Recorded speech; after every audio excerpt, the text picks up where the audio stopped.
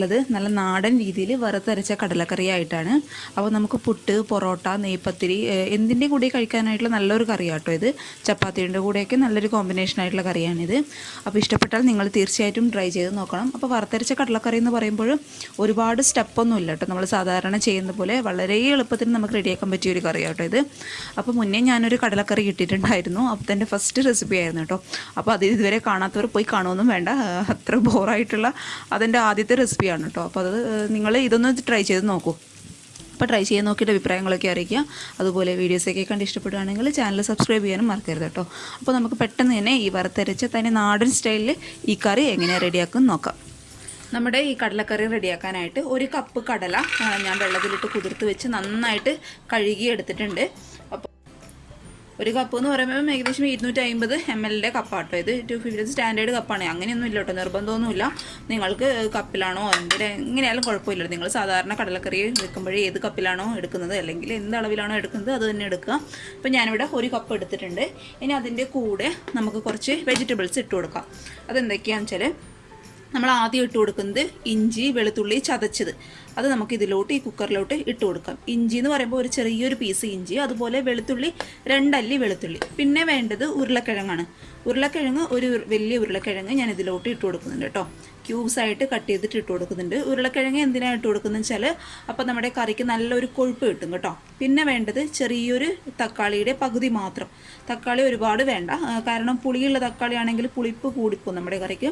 അതുകൊണ്ട് ഒരുപാട് വേണ്ട കേട്ടോ. പിന്നെ വേണ്ടത് 3 പച്ചമുളക് നെടുകെ കീറിയത്. അപ്പോൾ പച്ചമുളകിൻ്റെ ആ ഒരു എരിവിനനുസരിച്ച് നിങ്ങളുടെ കയ്യിലുള്ള പച്ചമുളകിൻ്റെ അളവൊക്കെ നിങ്ങൾ തീരുമാനിക്കുക കേട്ടോ. അതുപോലെ വലിയ സൈസ് സവാള ഞാൻ നീളത്തിൽ കട്ട് ചെയ്ത് എടുത്തിട്ടുണ്ട്. അത് ഇതിലോട്ട് ഇട്ട് കൊടുക്കാം. പിന്നെ വേണ്ടത് കുറച്ച് കറിവേപ്പില, അതുപോലെ മല്ലിയില ഇടണം നിർബന്ധമില്ല. പക്ഷേ മല്ലിയില ഇട്ട് കൊടുത്താൽ എന്താ ഗുണമെന്ന് വെച്ചാൽ നല്ലൊരു ഫ്ലേവർ കൊടുക്കും കേട്ടോ കറിക്ക്. പിന്നെ കുറച്ച് കറിവേപ്പില എടുത്തിട്ടുണ്ട്, അത് നമുക്കിതിലോട്ട് ഇട്ട് കൊടുക്കാം. വേണ്ടത് ഇതിനാവശ്യമായിട്ടുള്ള പൊടികളാണ്. പൊടികളിപ്പോൾ ഞാനിവിടെ എടുത്തിട്ടുള്ളത് 1/2 ടീസ്പൂൺ മഞ്ഞൾപ്പൊടി എടുത്തിട്ടുണ്ട്. അതുപോലെ 1/2 ടീസ്പൂൺ ഗരം മസാല, 1.5 ടീസ്പൂൺ മല്ലിപ്പൊടി എടുത്തിട്ടുണ്ട്, 3/4 ടീസ്പൂൺ നമ്മുടെ സാധാരണ മുളക് പൊടി, അതുപോലെ ഒരു 1/4 ടീസ്പൂൺ കുരുമുളക് പൊടി. പിന്നെ വേണ്ടത് ഒരു 1/4 ടീസ്പൂൺ നമ്മുടെ ചിക്കൻ മസാലപ്പൊടി. ചിക്കൻ മസാലപ്പൊടി ഈ കറിയിലോട്ട് എന്തിനാണ് ഇടുന്നതെന്ന് വെച്ചാൽ നമ്മുടെ കറിക്ക് നല്ലൊരു മണവും അതുപോലെ ടേസ്റ്റൊക്കെ കൊടുക്കും കേട്ടോ. അപ്പോൾ നമുക്ക് പൊടികൾ ഇതിലോട്ട് ഇട്ട് കൊടുക്കാം. പിന്നെ നമുക്ക് വേണ്ടത് ഇത് വേവാൻ ആവശ്യമായിട്ടുള്ള വെള്ളം എന്ന് വെച്ചാൽ ഇതൊക്കെ ഒന്ന് മുങ്ങി നിൽക്കുന്ന രീതിയിലുള്ള വെള്ളം ഒഴിച്ചു കൊടുക്കുക. കടലേക്ക് ആകുമ്പോൾ അത്യാവശ്യം വേവ് വേണം, അതുകൊണ്ട് ആവശ്യത്തിനുള്ള വെള്ളം ഒഴിച്ചു കൊടുക്കുക. പിന്നെ ഈ കടലക്ക് ആവശ്യമായിട്ടുള്ള ഉപ്പ് ഇട്ട് കൊടുക്കുക. ഇനി നമുക്കിത് അടച്ച് വെച്ച് എൻ്റെ ഇപ്പോൾ ഒരു 4-5 വിസിലിന് വേവും. സാധാരണ നിങ്ങൾ കടലക്കറി വെക്കുമ്പോൾ എത്രയാണോ വിസിലിന് കടല വേവിക്കുന്നത് ആ ഒരു രീതിയിലനുസരിച്ച് കടല നന്നായിട്ടൊന്ന് വേവിച്ചെടുക്കുക കേട്ടോ. നമ്മുടെ കടലയൊന്ന് വേവുന്ന സമയം കൊണ്ട് നമുക്കിതിനാവശ്യമായിട്ടുള്ള നമ്മുടെ തേങ്ങയൊക്കെ ഒന്ന് വറുത്തെടുക്കാം. അതിനായിട്ട് ഞാൻ കുറച്ച് വെളിച്ചെണ്ണ ചൂടാവുന്ന സമയത്ത് ഇതിലോട്ടൊരു 3 ടേബിൾ സ്പൂൺ തേങ്ങ ഇട്ട് കൊടുത്തിട്ടുണ്ട്. ഒരുപാട് തേങ്ങയുടെ ആവശ്യമൊന്നുമില്ല കേട്ടോ. നമുക്ക് കുറച്ച് കടലയാണ് എടുക്കുന്നതെങ്കിൽ കുറച്ച് തേങ്ങ മതി. പിന്നെ അതൊക്കെ നിങ്ങൾക്ക് അറിയാമല്ലോ, അതൊക്കെ നിങ്ങൾ നോക്കിയിട്ട് ചെയ്യാം. പിന്നെ നമുക്കിതിലോട്ട് വേണ്ടത് കുറച്ച് കറിവേപ്പില ഞാൻ ഇതിലോട്ട് ഇട്ട് കൊടുത്തിട്ടുണ്ട്. പിന്നെ വേണ്ടത് 2 ഗ്രാമ്പു, അതുപോലെ ഏലക്കായുടെ കുറച്ച് കുരു കേട്ടോ. കുറച്ചെന്ന് വെച്ചാൽ ഒരു 5 കുരു മാത്രമേ ഉണ്ടാവും, ഒരുപാട് വേണ്ട കേട്ടോ സ്പൈസസ് ഒന്നും. കാരണം നമ്മളിതിൽ ഓൾറെഡി കടല വേവിക്കുമ്പോൾ ഗരം മസാല ഇട്ട് കൊടുത്തിട്ടുണ്ട്. അതുകൊണ്ട് സ്പൈസസ് ഒക്കെ ആവശ്യത്തിന് മാത്രം ചേർത്താൽ മതി. ഞാൻ ജസ്റ്റ് ഒരു ഫ്ലേവറിന് വേണ്ടിയിട്ട് ചേർത്ത് കൊടുത്തതേ ഉള്ളൂ. ഇനി നന്നായിട്ട് ഇതിൻ്റെ കളർ മാറുന്നവരെ നമുക്കൊന്ന് വഴറ്റിയെടുക്കാം.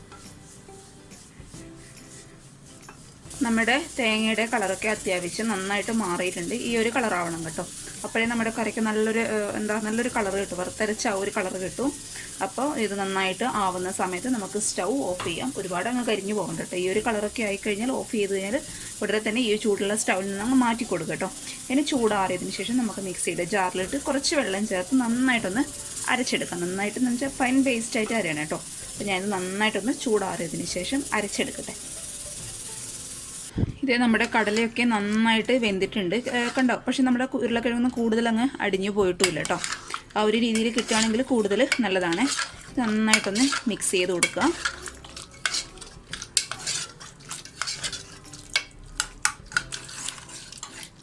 ഉരുളക്കിഴങ്ങിൻ്റെ 2-3 പീസൊക്കെ ഒന്നിങ്ങനെ അടിച്ചു കൊടുക്കുകയാണെങ്കിൽ നമ്മുടെ കറിക്ക് നല്ലൊരു കൊഴുപ്പ് കിട്ടും കേട്ടോ.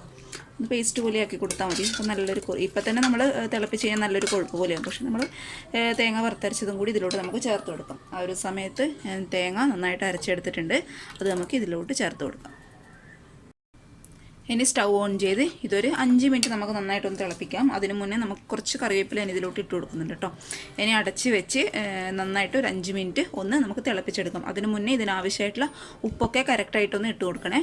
നമുക്കിതൊരു 5 മിനിറ്റ് ഒന്ന് തിളപ്പിച്ചെടുക്കാം.